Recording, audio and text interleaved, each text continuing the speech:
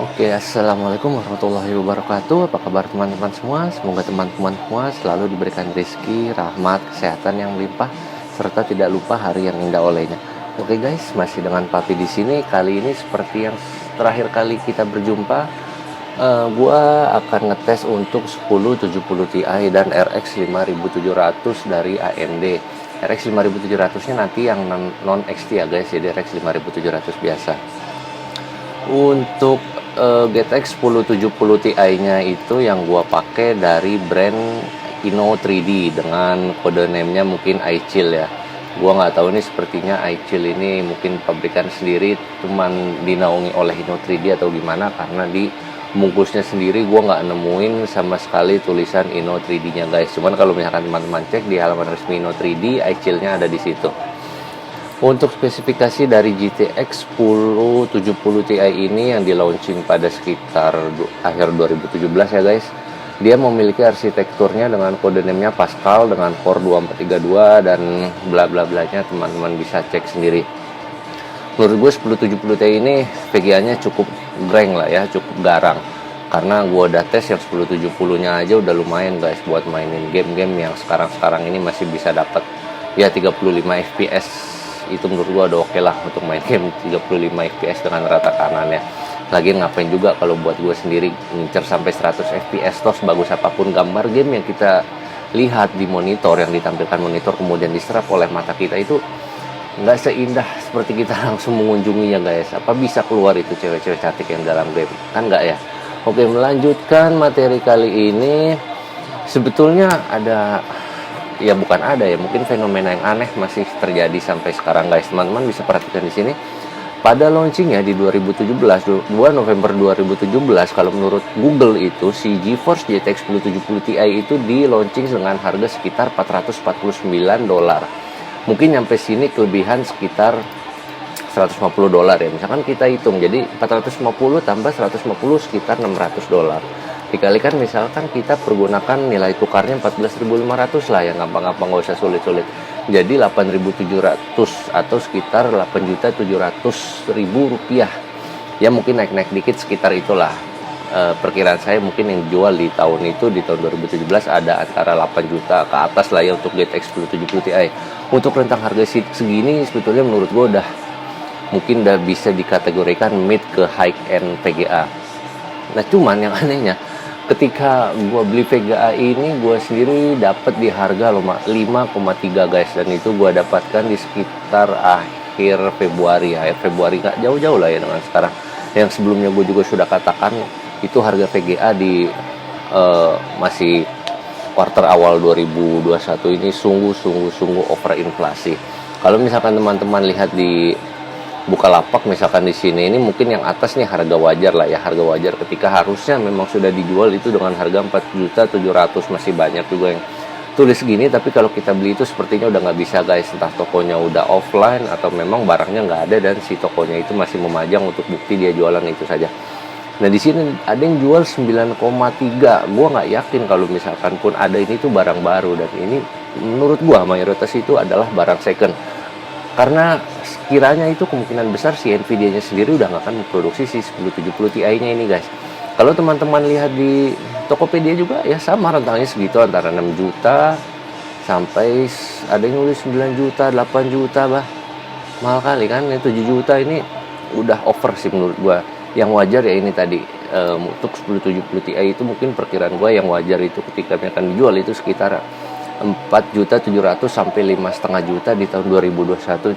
Itu menurut gua masih wajar sekali. Karena itu misalkan teman-teman tujuannya hanya untuk gaming, gua sarankan sih nggak usah ngikutin hype banget yang ada sekarang guys. Karena itu menurut gua pribadi, walaupun gua sebagai penjual kadang-kadang gua juga kesel ya kalau ngeliat orang lihat harga setinggi itu, tapi udah nggak apa-apa lah, mungkin rezeki mereka di situ. Dalam artian juga untuk teman-teman yang hanya untuk gaming, menurut gue nggak usah beli dulu deh, tahan dulu aja sampai nanti harganya normal. Nah untuk teman-teman yang untuk mining seperti saya ini, kalau misalkan teman-teman bisa dapat di harga 5,5 juta sampai ke bawah itu, ya mungkin bolehlah diambil. Cuman tetap perhatikan lagi, karena kita ini beli barang second, bagaimana kondisinya, ya itulah resikonya harus kita pertimbangkan. Karena untuk mining ya sebetulnya Walaupun menurut saya pribadi gaming itu lebih kejam sebetulnya dalam menyiksa VGA dibandingkan untuk mining.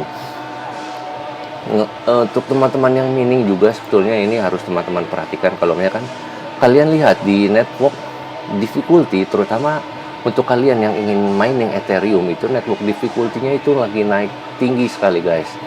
Dari awal di sini 2017 ya naik di sini sebenarnya hampir agak datar sampai di mana ini. Jadi 7 Desember 2020 mulai meningkat terus network difficulty-nya. Dilihat dari hash rate-nya juga terus meningkat karena memang antara hash rate dan difficulty itu pasti berjalan sebanding lurus ya guys, linear, dalam artian misalkan hash rate-nya naik berarti difficulty-nya naik. Tapi kalau difficulty-nya naik itu sudah pasti pendapatan kita sebagai orang yang mining itu akan menurun. Karena itu teman-teman yang baru mau mulai mining, terutama nih yang baru mau mulai mining, kecuali kalian udah lama dan sudah balik modal kemudian ingin menambah kekuatan dari hash rate-nya sih menurut gua nggak masalah. Tapi yang baru mau mulai mining, kalian harus memperhatikan ini. Karena difficulty-nya naik, pendapatan pasti akan turun. Cuman memang bagusnya sekarang dibantu dengan nilai tukar dari Ethereum sendiri yang tinggi guys. Jadinya ya sedikit terbantu lah. Nah, ada satu hal lagi sebenarnya yang menarik menurut gua, dan mungkin nanti ini akan gua buat sesi terpisah, yaitu mengenai apa EIP 1559 atau Ethereum Improvement Proposal dengan nomor kodenya 1559. Di sini itu gue akan membicarakan aja secara garis besarnya karena ini materi yang menarik menurut gue dan cukup enak untuk digali lebih dalam nantinya.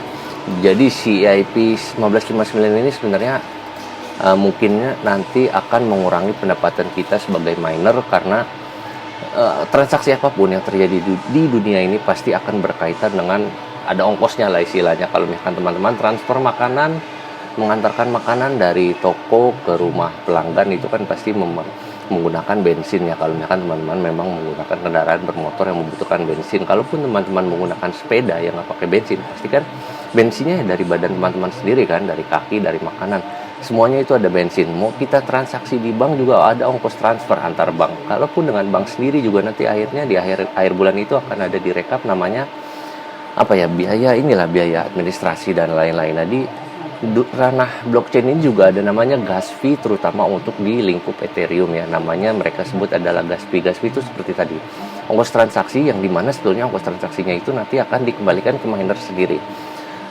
karena memang para miner lah yang akan memverifikasi transaksi. Walaupun nanti sebetulnya ada juga node ya, node juga yang sangat membantu. Nanti itu juga akan gue buat materi terpisah karena itu menurut gue sangat menarik, terutama untuk teman-teman yang ingin mengerti detail teknikalnya bagaimana si blockchain itu berjalan.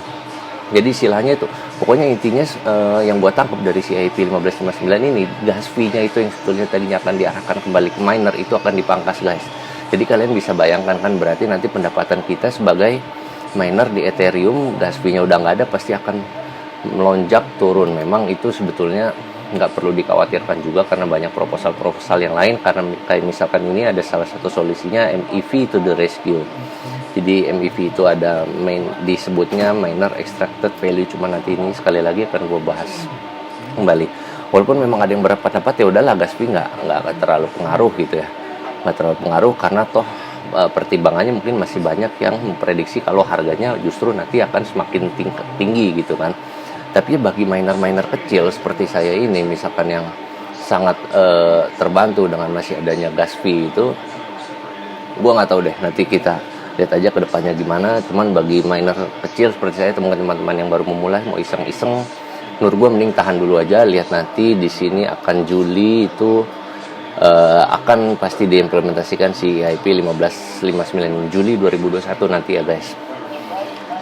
Untuk penghasilannya sendiri yang bisa didapatkan dari 1070 Ti, kalau misalkan gua cek di Watu.Mine, sini caranya misalkan teman-teman masih belum menggunakan Watu.Mine dan ingin menggunakannya di VGA yang teman-teman mau ini, misalkan di sini kan banyak ya daftar VGA-nya dari RX 380, AMD 380 sampai Nvidia, walaupun nggak lengkap tapi lumayan lah. Dan di sini tinggal ubah saja di sini ya, ketik 1 atau berapa teman-teman beli, misalkan teman-teman beli 5 atau berapa, tinggal rubah saja, kemudian klik di sini, nanti akan terhitung approximation, nilai aproksimasi dari perkiraan pendapatan yang akan teman-teman bisa peroleh. Nah karena gue cuman tesnya untuk satu aja, kita lihat berapa sih pendapatan 1070 Ti itu. Memang MHS nya bisa dapat 29 sampai 30 ya, bahkan beberapa itu gue perhatikan bisa sampai dapat 30 MHS. Dan wattage nya lumayan tinggi, sekitar 140, tapi di gua nggak running sampai segitu tingginya, di gua cuman running sekitar 113 dan dapat di 30. Coba kita calculate pendapatannya itu, perkiraan seharinya itu untuk Ethereum itu ada di 288 dolar. 288 dolar kalau misalkan gua ambil nilai gampangnya aja, ya kan, gua ambil nilai gampangnya 2,5 dolar ya. Ini udah termasuk listrik ya guys, karena kalau teman-teman perhatikan di sini ada tulisannya revenue. Yang ini yang kotor, dan yang bersihnya ini setelah dipotong listrik dengan kita tetapkan di atas ini. Ini kalau misalkan 2,5 dolar aja, 2,5 dolar dikalikan 14.500 itu dapat 36.250 sehari, 24 jam kalau memang running secara terus menerus. Terus misalkan gue kalkulasikan kembali dengan 29 hari mining aja, itu dapat 1.051.250. Misalkan teman-teman belinya 5,5 juta VGA GTX 1070 Ti ya masih lumayan cepat menurut gua. 5 bulan itu udah balik modal ya, 5 bulan kurang lebih 5-6 bulan lah udah balik modal ya. Tapi kalau beli di atas itu sekarang kan teman-teman beli Maret, April, Mei, Juni, Juli, 5 bulan itu masih keburu guys, sebelum diimplementasikannya si EIP 1559 ini untuk balik modal si GTX 1070 Ti nya. Tapi kalau teman-teman sudah beli di atas sampai 6 juta, 6,5 atau 8-9 juta itu teman-teman paksakan beli, mending teman-teman pikirkan kembali deh. Nah, menurut gue sih nggak perlu banget, karena ya ini kalau misalkan dengan hitungan segini aja, ini juga kan asumsinya misalkan harganya stabil terus ya guys, harganya bagus terus. Dan misalkan kan teman-teman tahu namanya cryptocurrency ini, apalagi masuknya kripto ya, bukan mata uang yang beneran beredar. Nah itulah makanya kalau misalkan harganya masuk akal, teman-teman mendingan gak usah beli. Karena berdasarkan perhitungan ini, misalkan teman-teman dapat 5.500.000 aja bisa sekitar 5-6 bulan balik modalnya. Menurut gue itu hitungannya udah lumayan cepet lah. Oke, sekarang kita langsung masuk aja ke bagian pengecekan dayanya dan overclock yang akan gue terapkan.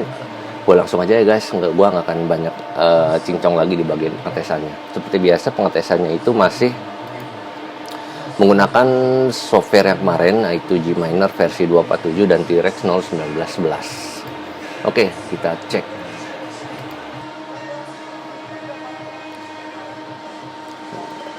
Sekarang running di 146 watt untuk posisi idle-nya.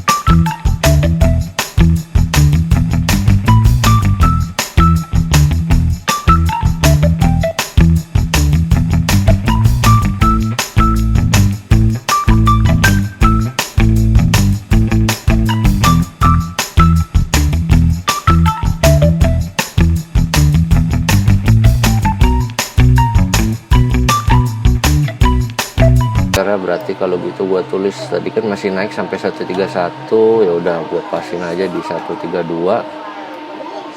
Oke, berarti cukup tepat ya. Perkiraan gue sih tadi mungkin masih naik ya. Untuk pembacaan di software ya guys, masih akan naik, tapi ya udah nggak apa-apa. Ini gue tetapkan aja di 132. Berarti untuk nilai yang no OC itu cukup tepat pembacaan sensornya untuk GTX 1070.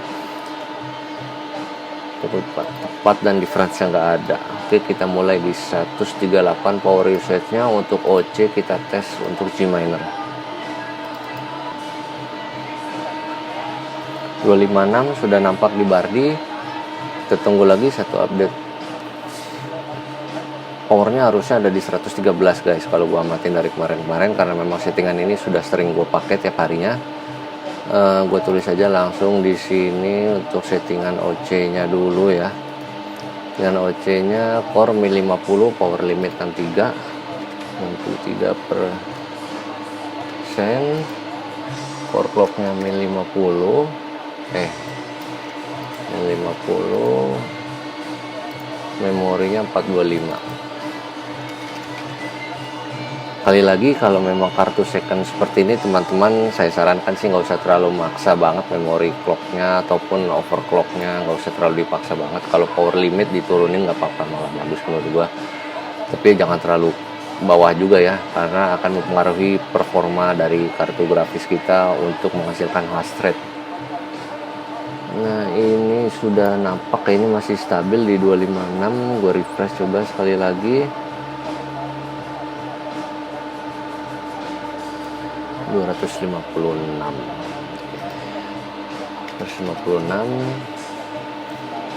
untuk di wattage harusnya ada di 113, nanti akan naik dia ke 113 guys.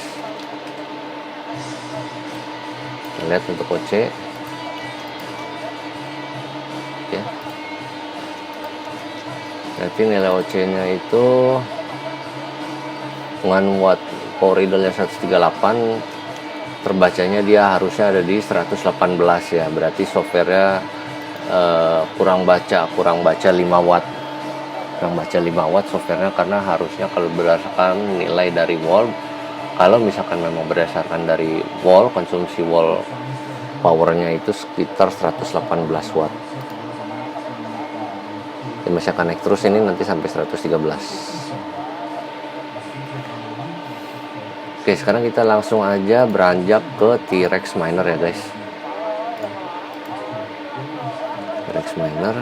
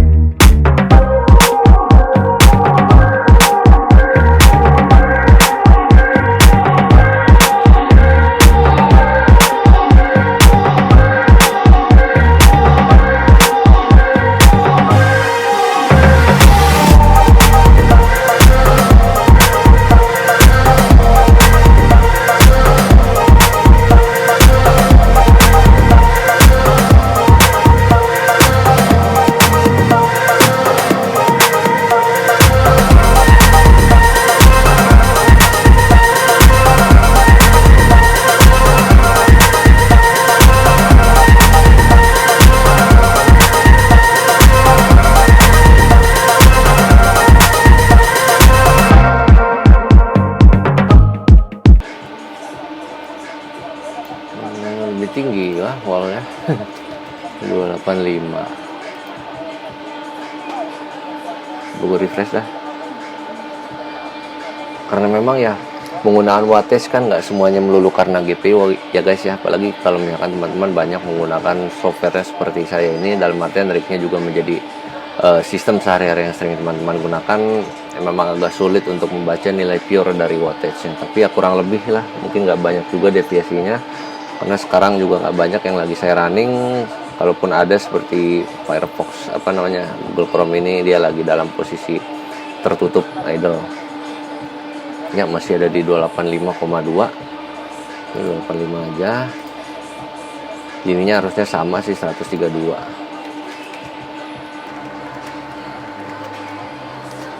Jangan lupa untuk teman-teman yang menggunakan antivirus, kita harus setting dulu di antivirusnya. Memang banyak yang bilang nggak disarankan ya kalau misalkan teman-teman menggunakan sistem ininya untuk sistem keseharian juga, banyak menaruh banyak menaruh data-data sensitif. Cuman kalau gue sih nggak apa-apa lah ya, mudah-mudahan sih yang pembuat softwarenya nggak macam-macam ya. Kalau misalkan teman-teman memang kepo apa sih yang dikirimkan, teman-teman bisa install Wireshark di sini untuk ngecek sebetulnya apa aja data yang diambil dari si software T-Rex. Nah, untuk di antivirusnya sendiri gue pakai Bitdefender. Ini caranya masuk ke menu antivirusnya ya, masuk ke setting, kita taruh di manage exceptions. Susah bener dah. Add exception, kita cari di sini dari libraries, dokumen, miners, ke T-Rex kuda 11, masuk ke sini, ke folder yang ingin di ini, terus exe nya kita enable. Ini kalau nggak semuanya, kadang-kadang ada aja di bloknya sama dia guys, cuman memang ini berbahaya ya, makanya si Bitdefender-nya juga kan nyaranin beware that accepting items from all protection feature can make your device vulnerable to potential threat. Ya tapi karena memang buat mining, daripada nanti di tengah-tengahnya berhenti, karena itu teman-teman tetap waspada aja. Misalkan gua tes di sini advantage defense-nya, gua matiin deh, save. Kemudian balik lagi ke dashboard, protection, ke firewallnya nanti T-Rex. Oke. Ya nanti biasanya sih harusnya ke blok dia, coba aja nih tes, tinggal pindahin aja scriptnya, cek ya, lihat desain bro. Langsung berhenti dia bro. Baiklah, berarti emang semuanya harus di checklist guys. Kita balik lagi ke protection, antivirus, settings. Tadi kita mau ngetes yang bagian OC kan ya, bagian OC berarti sama sih, semuanya masih di atas nih. Gue pindahin dulu. Oke, cut aja. Sukses. Gua balikin dulu. Antivirus, open, setting, quarantine items, T-Rex. Nah, sekarang 19 Maret ini ya. Restore. Ini berarti semuanya memang harus di checklist guys. Start defense. Lagi tadi dokumen, miners, T-Rex 12, terus di sini oke. Start defense-nya udah oke. Tutup. Kita nyalain lagi. Udah balikan dia. Sekarang paling yang ngeblok firewallnya kan no connection, kita harus enable dulu di firewallnya. Kita cek di sini nanti dia muncul, nah ini has been blocked now, view application rules, T-Rex enable dulu, baru dia bisa connect. Seperti itu guys untuk settingan di Bitdefender.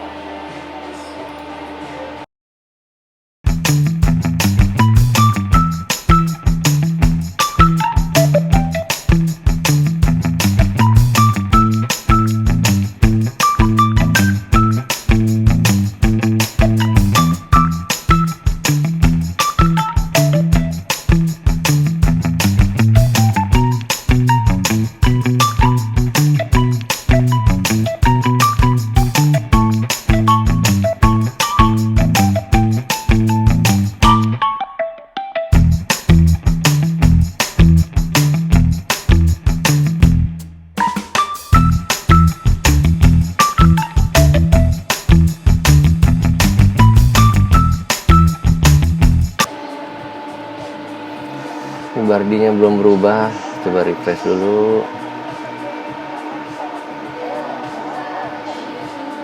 Masih di 251,5. Gua tulis aja berarti ya 251,5, 252 tapi untuk OC sekali lagi T-Rex membuktikan kalau dia dapat lebih rendah. Walaupun memang ada beberapa kejadian kemarin kalau untuk yang non OC nya masih pakai default stock itu terkadang G-Miner bisa lebih bagus. Ini yang gue samain 113. Kita lihat ada di 114 rupanya, hanya beda 1, nggak masalah. Nah misalkan teman-teman G-Minernya ya, G-Minernya 118 dan di T-Rex 114, beda 4 watt guys. Pastikan kita refresh dulu sekali lagi bardinya.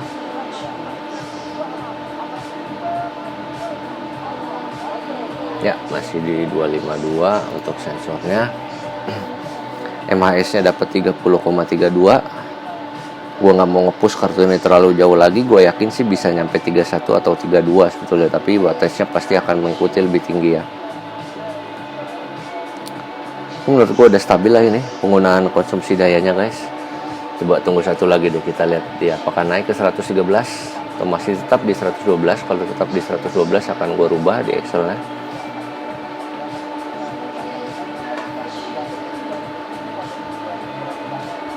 Oh, naik dia jadi ke 114 rupanya pembacaannya. Tapi di bardinya tetap. Bardinya masih 251,5.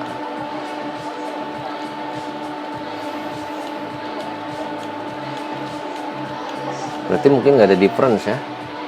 Tepat lah sama 114. Pas 0 dia. Lebih rendah 4 watt dibandingkan G minor untuk T-Rex. Oke, gue matikan. Oke guys, kiranya itu untuk 1070 Ti. Kita nanti akan lanjutkan di RX 5700. Catatan mungkin untuk 1070 Ti ya tadi ya guys ya, untuk pendapatannya 1 juta per bulan dengan rate yang sekarang, dan kita berharap itu masih bisa terus bertahan sampai lama lah, paling nggak sampai Juli. Jadi misalkan teman-teman yang mau beli sekarang di harga 5 juta, 5,5 juta itu nanti di Juli nanti itu sudah bisa balik modal insya Allah gitu kan. Kalau yang harga di atas itu ya saran gua antara sabar, kalau memang teman-teman masih mau nekat ya silakan risiko. Teman-teman yang tanggung, kalau saya sih sarankan jangan dulu. Tapi misalkan suruh milih antara 1070 Ti atau RX 580, 570 atau AMD Radeon series yang series gitu yang bisa dapat 30 MHz juga, kalau saya sih pilih 1070 Ti guys, karena kita tahu AMD itu, dan gue ini memang udah ngecek ya, penggunaan wattage-nya pasti bisa lebih besar daripada si 1070 Ti ini. Nah kalau misalkan memang teman-teman dapat di harga sekitar 6,5 juta untuk 1070 Ti nya, gue saranin mendingan teman-teman ngambil 1660 Super aja. Karena kalau di perhitungan kemarin itu 1660 Super itu untuk rentang 30 MHz dia nggak ada yang ngalahin deh. RX 580 juga menurut gue lewat lah sama si GTX 1660 Super, karena bisa dapat 31 MHz di penggunaan wattage-nya rendah sekali ya guys. Bisa ada di 77, 79 gitu.